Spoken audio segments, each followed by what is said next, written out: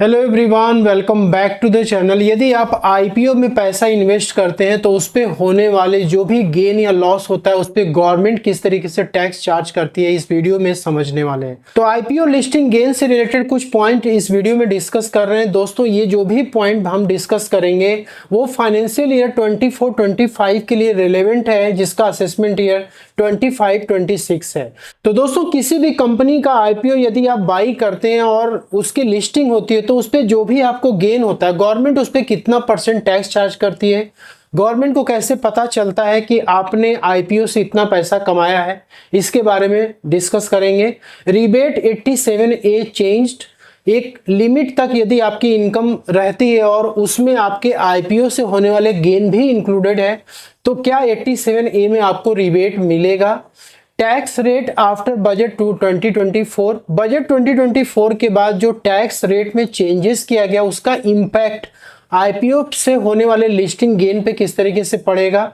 How to see IPO listing gain, यदि आपको IPO से गेन हो रखा है तो उसकी डिटेल आप कैसे चेक कर सकते हैं कि हमें कितना प्रॉफिट हुआ है, कितना लॉस हुआ है। इसके बाद दोस्तों कि how to prepare capital gain tax report, आपको आईपीओ से जो भी गेन हो रहा है, लॉस हो रहा है, उसका आप कैसे टैक्स रिपोर्ट तैयार कर सकते हैं। इन सारी बातों को आज के वीडियो में हम डिस्कस करने वाले हैं। तो दोस्तों, सबसे पहले तो हम बात करेंगे कि आईपीओ से होने वाली जो गेन होती है उस पर किस तरीके से टैक्स चार्ज किया जाता है। देखिए, आप में से काफी सारे लोग ऐसे होंगे जिनको आईपीओ के बारे में पता होगा कि बेसिकली होता क्या है, लेकिन बहुत से लोग ऐसे होंगे जिनको आईपीओ के बारे में पता नहीं होता है। तो दोस्तों, आईपीओ का मतलब ही होता है इनिशियल पब्लिक ऑफरिंग। यदि किसी कंपनी को पैसा मार्केट से उठाना है अपने प्रोजेक्ट को एक्सपेंड करने के लिए, अपने बिजनेस को आगे ले जाने के लिए, वो क्या करती है कि सेबी के पास यानी security exchange board of India के पास एक प्रोस्पेक्टस सबमिट करती है, रेड हेरिंग प्रोस्पेक्टस, जिसके के थ्रू उसका आईपीओ निकाला जाता है। और पब्लिक क्या करती है, उसके उस पर्टिकुलर आईपीओ में सब्सक्रिप्शन करती है यानी कि अप्लाई करती है। तो पब्लिक अप्लाई करती है, इसके अलावा भी काफी सारे इन्वेस्टर्स होते हैं जो अप्लाई करते हैं, तो उस कंपनी में उनको ओनरशिप मिलती है, उस कंपनी के शेयर्स में पैसा उन्हें इन्वेस्ट करने का मौका मिलता है। तो बेसिकली कोई भी यदि नई कंपनी का शेयर किसी भी स्टॉक एक्सचेंज में यदि लिस्ट होने वाला है तो वो आईपीओ के थ्रू ही होता है। तो नॉर्मली दोस्तों होता क्या है कि यदि मान लीजिए कि आपका डीमेट अकाउंट है और आईपीओ किसी कंपनी का है, आपको लगा कि नहीं यार अच्छा है कंपनी का आईपीओ, इसमें इन्वेस्ट करना चाहिए। जब भी आईपीओ आता है तो उसकी क्वांटिटी पहले से डिसाइडेड रहती है कि आपको इतनी क्वांटिटी मिनिमम बाई करनी है और उसका प्राइस भी आपको सेट करना होता है, उतना अमाउंट आपको, ये मिनिमम अमाउंट आपको पे करना होता है। अब दोस्तों, आईपीओ की स्टार्ट डेट होती है, आईपीओ की एंड डेट होती है। आपको इसी बीच में जो है आईपीओ में सब्सक्रिप्शन करना होता है अपने डीमेट अकाउंट से। इसके बाद एक डेट फिक्स होती है अलॉटमेंट की, उस डेट को आपको शेयर अलॉट हो जाता है।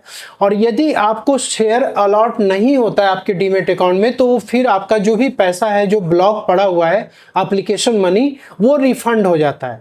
और यदि आपको शेयर अलॉट हो जाता है तो आपके डीमेट अकाउंट में वो ट्रांसफर हो जाता है। और इसके बाद डीमेट अकाउंट में ट्रांसफर होता है तो उसके बाद जो है स्टॉक एक्सचेंज में वो शेयर लिस्ट होता है। शेयर लिस्टिंग की भी डे अलग होती है। तो नॉर्मली जिस दिन शेयर लिस्ट होता है स्टॉक एक्सचेंज में, दो तरीके से लिस्टिंग होती है, या तो वो डिस्काउंट पे लिस्ट होगा और या तो फिर वो प्रीमियम पे लिस्ट होगा। तो नॉर्मली होता क्या है कि यदि कोई भी कंपनी का शेयर्स प्रीमियम पे लिस्ट हो रहा है और आपके डीमेट अकाउंट में उस कंपनी का शेयर्स पड़ा हुआ है तो आपको क्या मिलता है, फायदा मिलता है। तो फायदा दोस्तों किस तरीके का होता है, अब जिस दिन लिस्टिंग होती है उस दिन आपने देखा कि भाई हमने 14,900 रुपये लगाए थे और मेरा 28,000 रुपये हो चुका है। तो आप क्या करते हो, जिस दिन लिस्टिंग होती है यदि आपने उसी दिन सारे शेयर्स को आपने सेल आउट कर दिया तो दोस्तों आप यहाँ पे देख सकते हो कि ये जो भी पीरियड है, ये जिस डेट को आईपीओ स्टार्ट होता है और जिस डेट को लिस्टिंग होती है, ये लगभग 13 से लेकर 15 दिन का ही टाइम होता है। इसी बीच में सारा काम हो जाता है। और आप क्या करते हो, आप लिस्टिंग वाले दिन ही सारा शेयर यदि बेच देते हो तो आपको ये जो गेन होता है उसको शॉर्ट टर्म कैपिटल गेन कहते हैं। अब शॉर्ट टर्म कैपिटल गेन के केस में दोस्तों दो तरीके का टैक्स यहाँ पे चार्ज किया जाता है।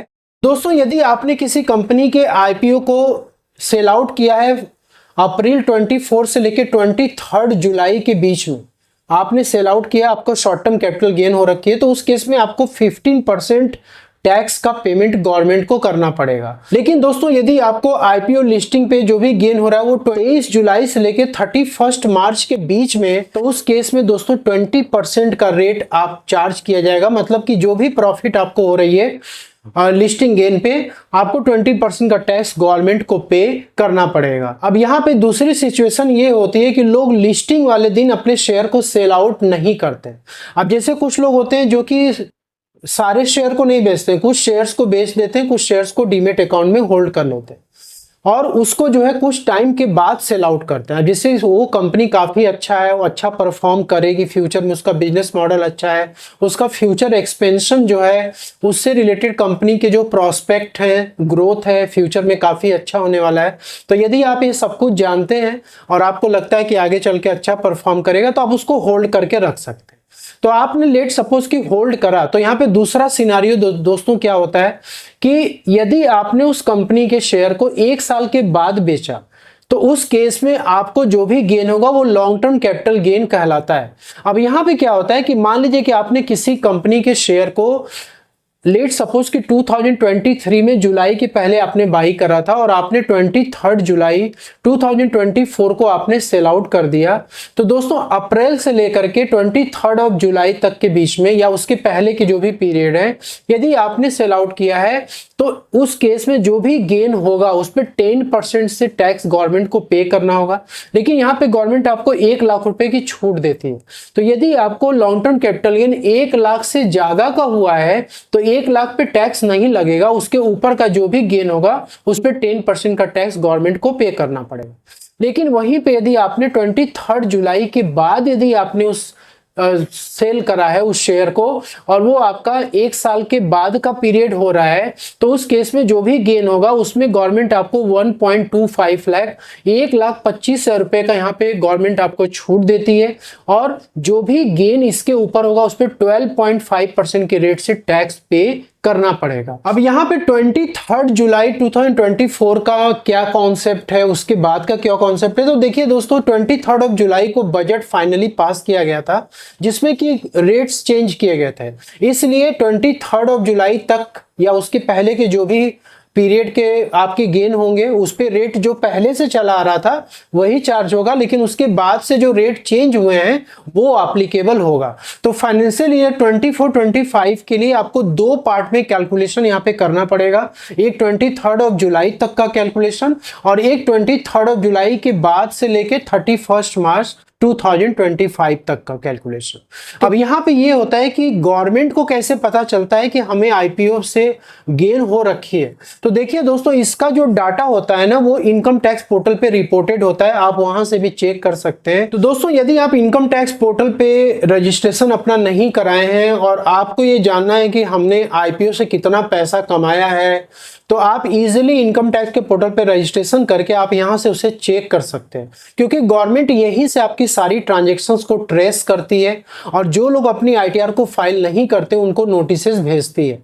तो यहाँ पे एआईएस पे आपको क्लिक करना होता है और इसका प्रोसीड पे आपको क्लिक करना है और यहाँ पे दोस्तों आपको एआईएस पे क्लिक करना है। ठीक है, 24-25 फाइनेंशियल ईयर के लिए एप्लीकेबल हो चुका है। जैसे मैं आपको दिखाने के लिए 23-24 सेलेक्ट करता हूं और यहाँ पे हमने ओके पे क्लिक कर दिया। तो दोस्तों यहाँ पे आप देख सकते हो कि आपको यहाँ पे एक ऑप्शन दिखता है sale of security and units of mutual fund. आप इसको क्लिक करेंगे तो नॉर्मली यहाँ पे आपके डीमेट अकाउंट को जो मेंटेन करने वाले हैं वो 2 इंस्टीट्यूशन से, एक होता है सीडीएसएल और दूसरा होता है एनएसडीएल। तो इनके द्वारा यहाँ पे क्या होती है, बेसिकली डिपोजिटरी है जो कि डीमेट अकाउंट में जितने भी शेयर्स आप बाई और सेल करते हैं उसकी डिटेल्स ये लोग यहाँ पे रिपोर्ट करते हैं। तो सीडीएसएल के द्वारा नॉर्मली जो भी आप शेयर्स को सेल आउट करते हैं उसकी डिटेल्स यहाँ पे आपको मिल जाती है। इसके बाद यदि आपने म्यूचुअल फंड्स को यदि सेल आउट करा है तो यहाँ पे बेसिकली कैम्स और के फिनटेक के द्वारा यहाँ पे डाटा रिपोर्ट किया जाता है। दोस्तों कभी कभी ऐसा भी होता है कि आपने आईपीओ के लिए अप्लाई किया और आपको शेयर्स भी अलॉट हो गए, लेकिन लिस्टिंग वाले दिन आपको डिसअपॉइंटमेंट फेस करना पड़ता है। तो यदि आपको आईपीओ में लॉस होता है तो उस केस में क्या गवर्नमेंट को टैक्स देना पड़ेगा? तो दोस्तों आईपीओ लॉस के केस में कोई भी टैक्स गवर्नमेंट को नहीं देना। यदि आपको किसी प्रकार का लॉस हो रहा है, short term capital loss IPO से, तो आप इस लॉस को क्या कर सकते हैं, आप इसको सेट ऑफ कर सकते हैं। यदि आपको शॉर्ट टर्म कैपिटल लॉस हो रखा है और आप अपने आईटीआर में इसको रिपोर्ट करते हैं, लेट सपोज कि आपको शॉर्ट टर्म कैपिटल गेन हो रखा है किसी अदर एसेट से, तो आप इसको सेट ऑफ कर सकते हैं। वैसे यदि आपको लॉन्ग टर्म कैपिटल गेन भी हो रखा है किसी अदर एसेट से, तो आप इस शॉर्ट टर्म कैपिटल लॉस को सेट ऑफ कर सकते हैं। इसके बाद दोस्तों, यदि आपको लॉन्ग टर्म कैपिटल लॉस यदि हो रखा है, तो उस केस में आप सिर्फ और सिर्फ इसे लॉन्ग टर्म कैपिटल गेन से ही सेट ऑफ कर सकते हैं, किसी अदर इनकम से सेट ऑफ नहीं कर सकते हैं।